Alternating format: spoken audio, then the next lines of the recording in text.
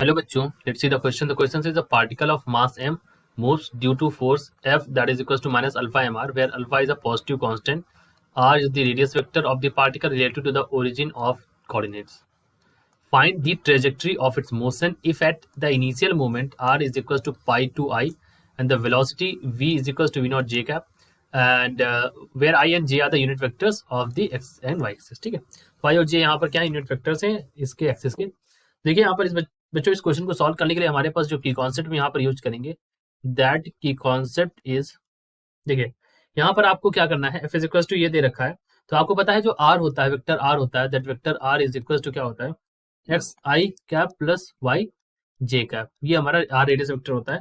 तो इसका यहाँ पर यूज करना होगा, इसी के अकॉर्डिंग हमको वैल्यू रिप्लेस करनी पड़ेगी, क्योंकि अगर आप इसको डिफरेंशिएट करेंगे दो बार तो आप इसको ले सकते हैं, ये बन जाएगा, ये दो बार कर देंगे तो ये एक्सलेशन के बराबर हो जाएगा, और इसको ले सकते हैं X double dot I cap plus Y double dot J cap, इस फॉर्म में.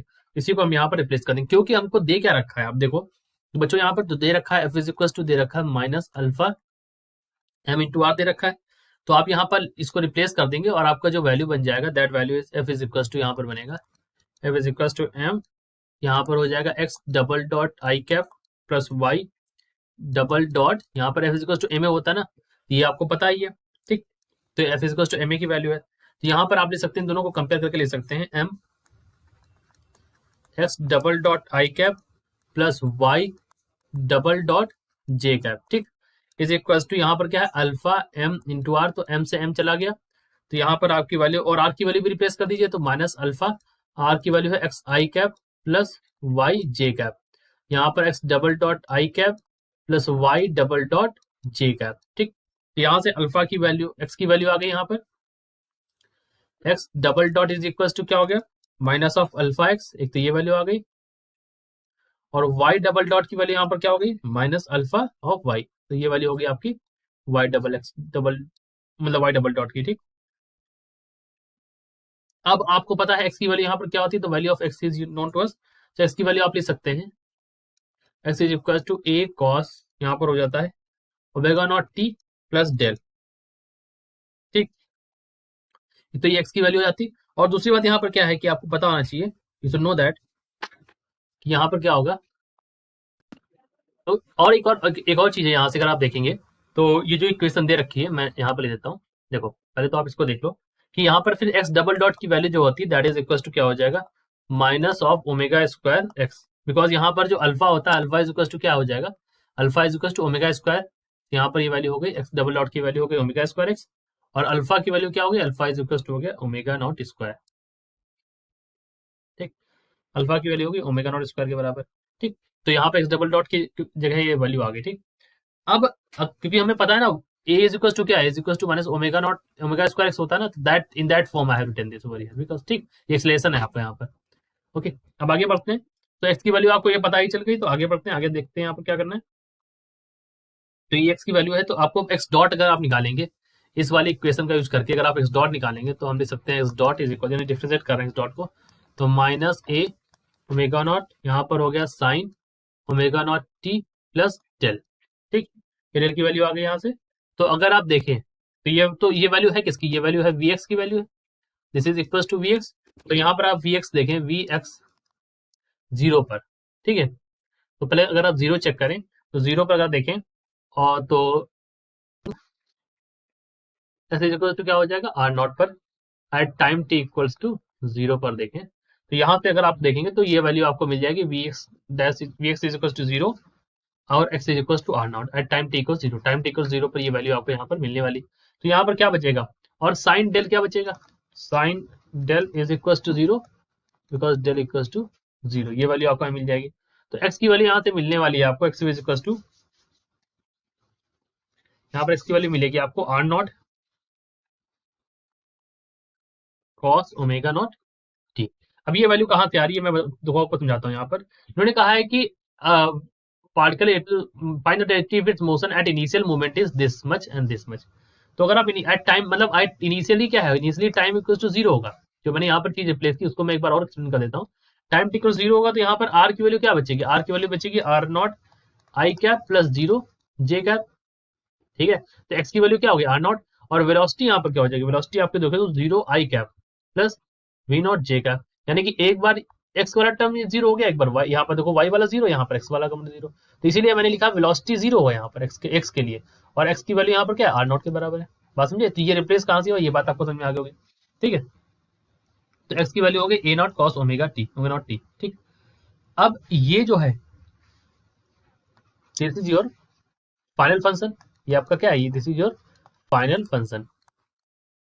ठीक, अब इस फाइनल फंक्शन में अगर आप देखें तो cos of omega not T की वैल्यू यहाँ से क्या मिलेगी, यहाँ से मिलेगी cos of omega not T की value x by are naught. ठीक, तो y की वैल्यू निकालेंगे तो y इज इक्वल टू हो गया ए डैश, ये अलग इक्वेशन हो गई, a dash sine omega not T plus del dash. ठीक, ये आपको पता है y डबल डॉट की वैल्यू जो है माइनस अल्फा वाई है। ठीक, तो यहाँ पर भी अगर आप चेक करें, if you have to check over here, so इसके लिए तो at t equals to zero पर अगर आप देखें, so y is equals to zero.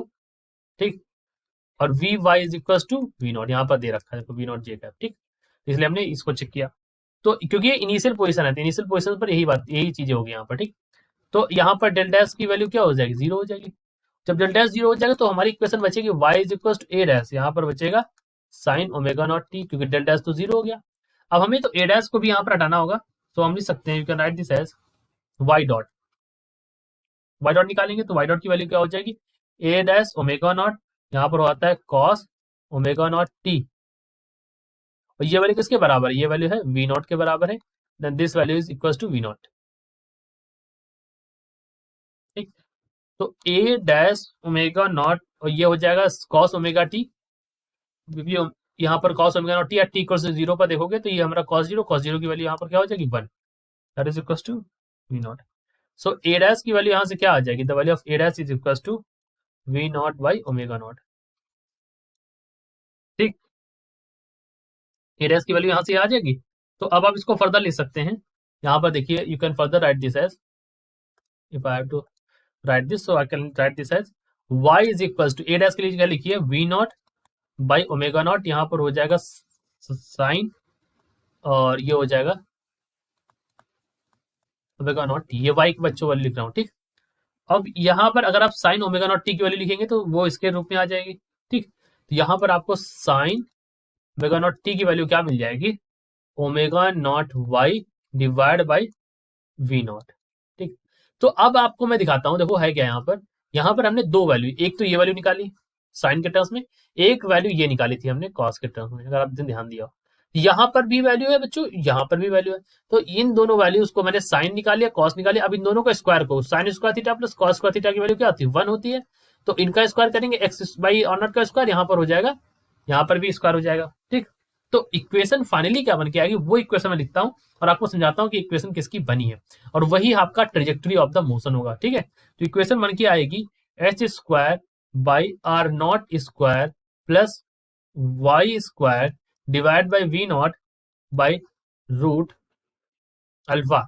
ये रूट अल्फा कहां से लिखा मैंने, ये alpha is equal to omega square, ये लिखा ना, ये वाली बात यहाँ से रिप्लेस किया। ठीक, रूट अल्फा ओमेगा आएगा तो उसको रूट अल्फा का whole square is equal to one, देखो। ठीक है, ये इस फॉर्म में आपकी इक्वेशन यहाँ पर बनके आ गई, this is the form of the equation. अब x square plus Y square के फॉर्म में ये आपकी इक्वेशन आ गई, a square by a square plus Y square by b square is equal to one. तो ये ट्रेजेक्टरी किसकी है, ये पाथ किसका होगा, ये पाथ है हमारा इलिप्स का, किसका पाथ है ये, एलिप्स का।